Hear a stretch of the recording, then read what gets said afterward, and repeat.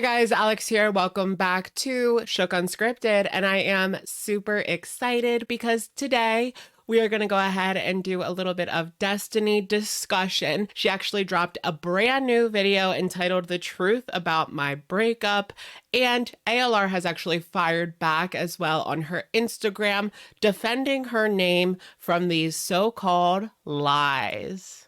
Also, it would appear as though people are upset again with Amberlynn. This woman is perpetually canceled. But what did she do now? We'll briefly discuss that as well and clarify a couple of misconceptions from Destiny's previous videos. One particular question that I myself was confused about, but we'll get to the bottom of it. All that and more coming up on today's edition of Shook Unscripted. Let's just get right into it. I mean, shall we?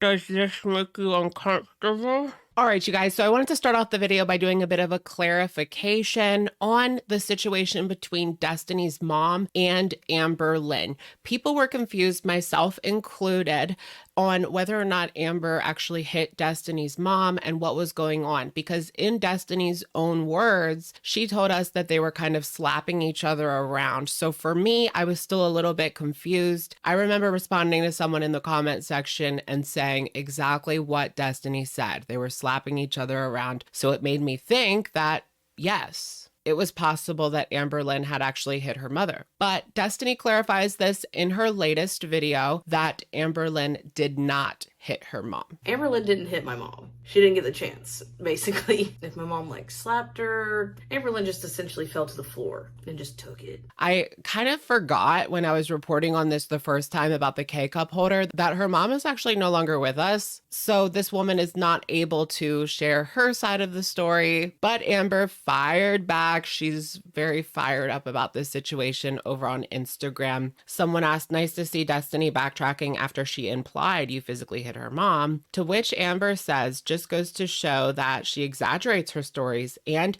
lies. I'd never hit her mom, or anyone for that matter. I love her mom dearly even after the abuse. We grew so close, and she called me her daughter and wanted me to come live with her again in 2019 when she saw how depressed I was. What Destiny is doing is disgusting, and so many people are too clouded to see that. It's true that Destiny's mom hit you, question mark. If so, my heart breaks for you. You've been through so much. To which Amber clarifies, yes, she didn't just hit me. She beat me up, punches, slapped, hit me in the head with a metal K-cup holder, etc. It was scary and traumatizing, but after Destiny and I broke up, her mom reached out to me and we got close. Based on what we had seen in the previous Instagram, it seems as though when Amber was going through all of that stuff in 2019, her weight gain, her depression, what we saw on the camera was pretty sad. I mean, her life with Becky, it didn't seem like she got out much, and she was at her heaviest weight, the infamous 572.4 pounds. It is interesting when you compare that to now. She weighed in at the doctor's office, so I'm inclined to believe it, at 525, right? It's not a weight that anyone would lie about being. So she is only 50 pounds away from her highest weight on record,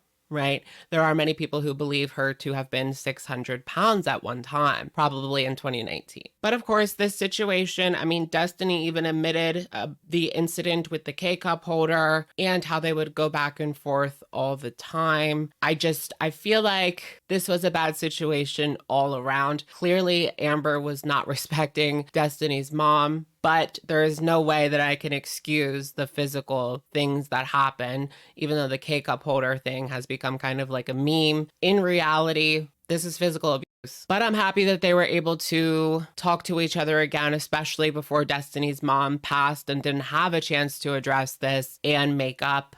It's just one of those situations where they went at each other. Some people are just not meant to live together. Does that make sense? Have you ever been friends with someone and then you moved in together and it just didn't work out? I have to say I've been in that situation. It just didn't work out. The friendship was almost completely severed. Anyways, I'm interested in a truth and not a narrative. I feel like Amberlynn, with her being in control of the camera, this relationship with Destiny has always been through her eyes and through her twisted narrative. And I do think that Amber is obviously very delusional, and in a way, some of these things get mixed up in her mind, especially because she has had such a traumatic past. I think that she twists things in her mind. Don't get me wrong, there are things that she knows damn well that she's lying about, but some of the things I think that it's part of the delusions. And she can't even see her own fault in these situations. I know that firsthand because it's something that I've been through. Just when I was in like active addiction,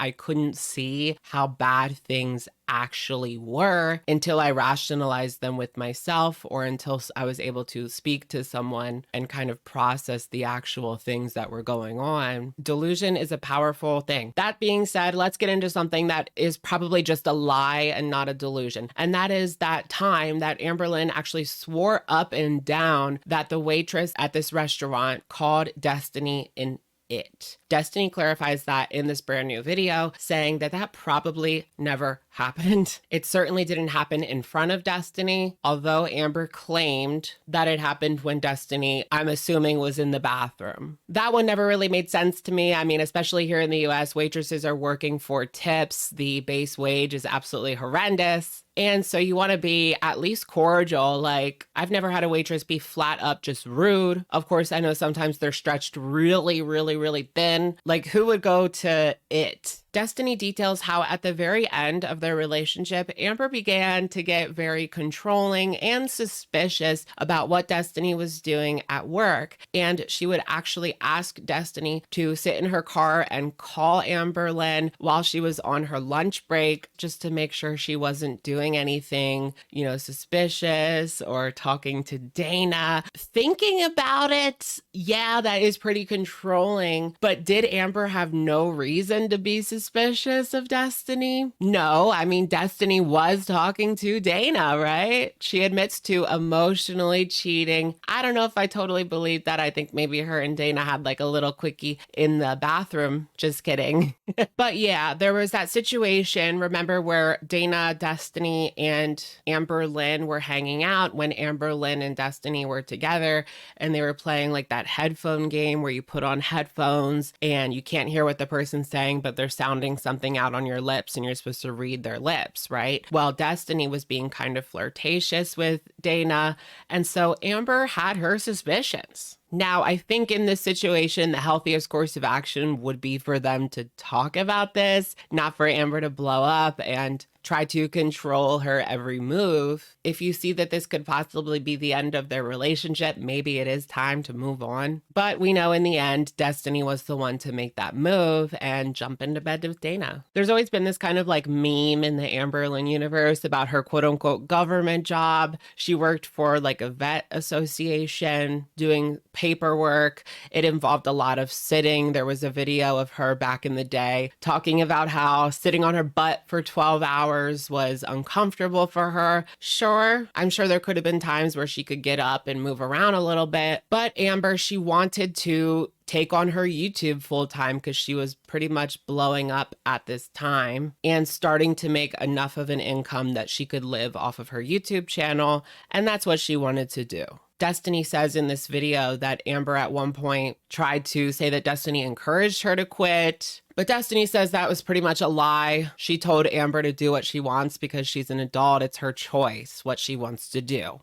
Fair enough. But it just makes you wonder, I mean, that 12 hours or 10 to 12 hours she was sitting in an office chair when she decided to quit her job and stay home, how much was she sitting? Like probably more than that. We know Amber like sits around all day. So Destiny admits that she got caught in a lie with Amber in regards to the lunchtime when Amber demanded that she call her during lunchtime. One of the days Destiny actually said that there were some important announcements, so she had to stay in the building, but she got found out when one of Amberlynn's other friends / coworkers told her that there wasn't really any important announcements. Destiny just wanted to enjoy her lunch with her coworkers, and Amber demanded that she call her because of trust issues. So because of Amberlynn catching Destiny in this lie, after Destiny got off of work, Amberlynn was blowing up her phone. There was a 30-minute drive from Destiny's work to the place that they were living in at the time. And so Amber was just arguing with her over the phone about this situation, and Destiny broke up with her over the phone and just hung up because she just couldn't take it anymore. Amberlynn's controlling ways, mixed with the fact that so many things ended up turning into an argument, spelled the end for Destiny and Amberlynn's relationship. When Destiny got home from work that day, she explained to Amberlynn that they just weren't clicking anymore and that she thought it was best for them to go their separate ways.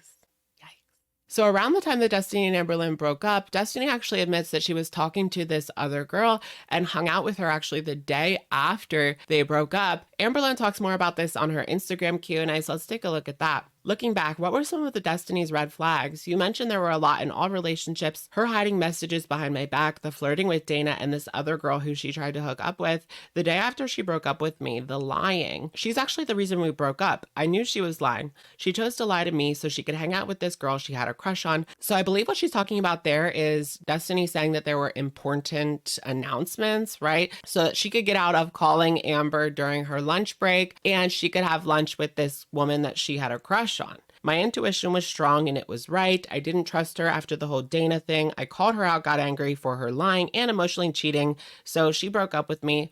I'm sure she won't share any of that though. So Amberlynn ends that by saying, I'm sure she won't share any of that though. But Destiny actually lays out pretty much the same thing. So I'm inclined to believe that this is the truth. It's just Amberlynn's version of events. She knew that Destiny was cheating or was going to cheat, had these feelings for these other women. So what do you guys think? It's clear as day that Destiny is no saint in this situation, but she hasn't been lying in her videos either. She's saying pretty much the same thing about herself, admitting to the emotional cheating and admitting to cheating on the girlfriend she was with Amberlynn. That's how they got together. How you get him is how we lose him, right? So this relationship was pretty much messed up on both ends. It was very, very messy, and I appreciate that Destiny is willing to throw her own reputation on the line. So Destiny moved on rather quickly with Dana. We know this. They broke up on the 13th of January, sooner into 2017 than I actually thought, only 13 days.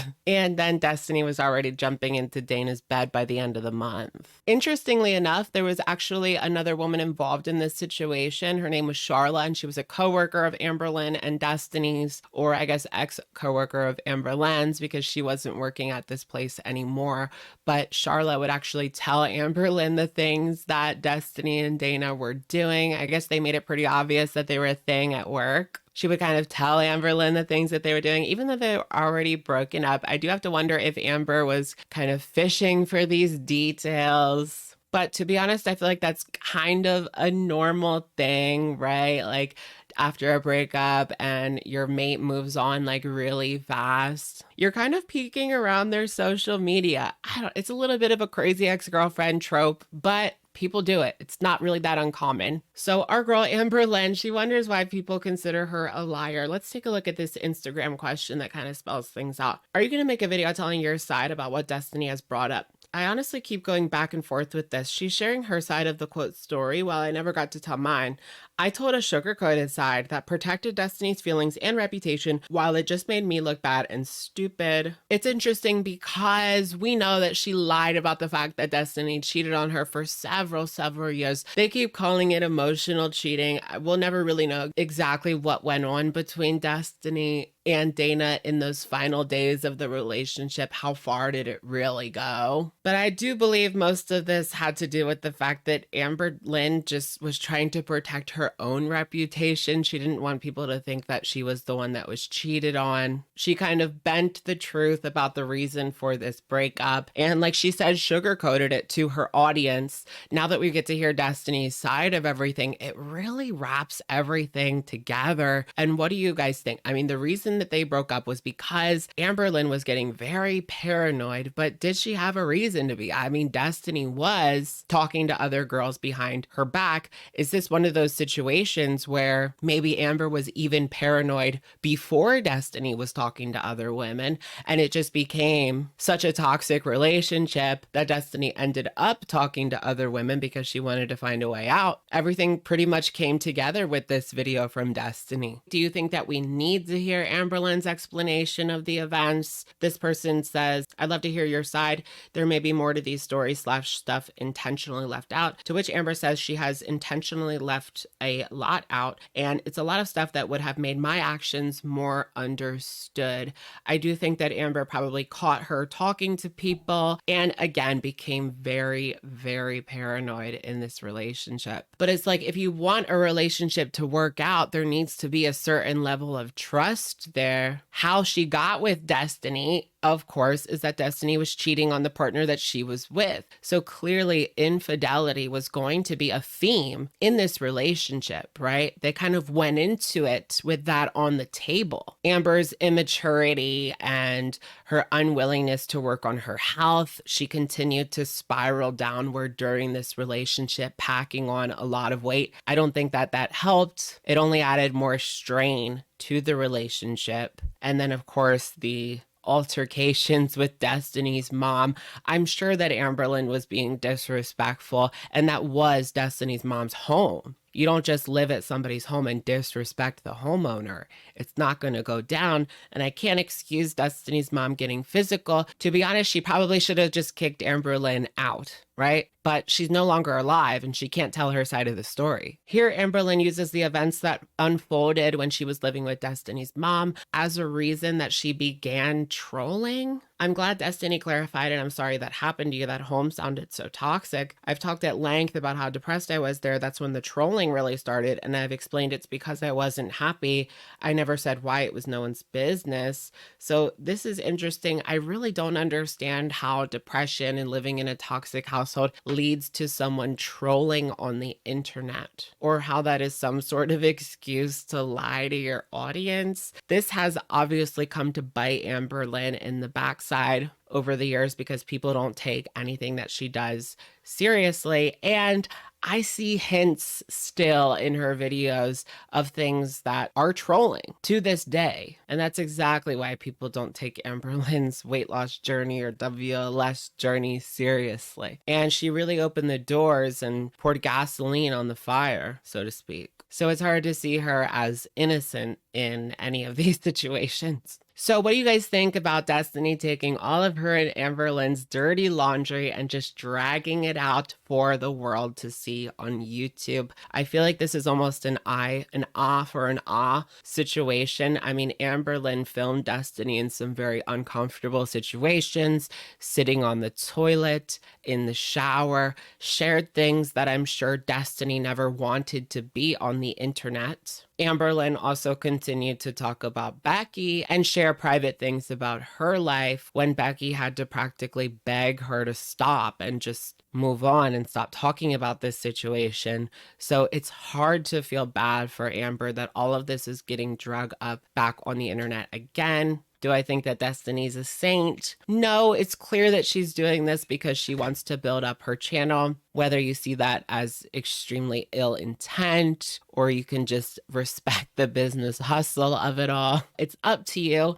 I did see that she Destiny recently opened up a P.O. box and asked people to send her things. That's her prerogative. I don't know. When I saw that, it did make me side eye a little bit. Like, you know what I mean? Like, she's asking people for stuff, all right? It's not like she's brand new to the internet. I mean, she's had this channel for years. Let's be real here. Her and Dana used to do vlogs all the time. So Destiny says that she will come on and talk about the post-breakup friendship. Amberlynn actually said on her Instagram basically that she regrets even being friends with Destiny after the breakup, saying that she didn't love herself or something like that. And that's why she surrounded herself with people like Destiny. This whole situation, it kind of reminds me of a classic quote from Monique, the talk show host. It almost perfectly describes Amberlynn's career on YouTube. She says, "See, when you do clownery, the clown comes back to bite." So what's going on with Amberlynn in present day? Well, just a few hours ago, she put up a